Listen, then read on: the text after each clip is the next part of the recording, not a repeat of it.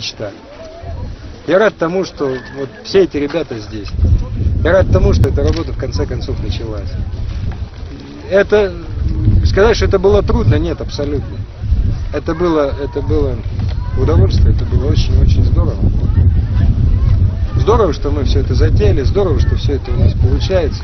Я очень надеюсь, что все это у нас получится. Я не случайно сказал, если даже никого не будет, это моя мечта. В Республике Тыва, возможно, появится новое место паломничества туристов. Экспедиция студентов под руководством МЧС начала раскопки средневековой крепости Пур-Бажин, памятника исторического и культурного наследия России.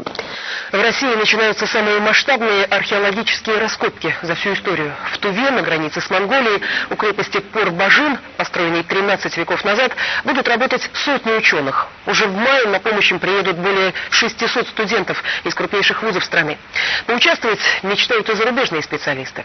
По их оценкам, первые же находки станут мировой сенсацией. Надежда ученых не случайна. Этот исторический памятник, стоящий на красивом озере, таит в себе море открытий. Достаточно процитировать великих ученых, чтобы представить, какие удивительные моменты еще впереди.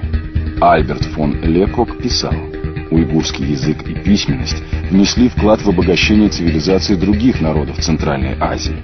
По сравнению с европейцами того времени, уйгуры были наиболее развиты. Вторит ему профессор доктор Лазло. Уйгуры умели печатать книги за века до того, как Гютенберг изобрел свой пресс.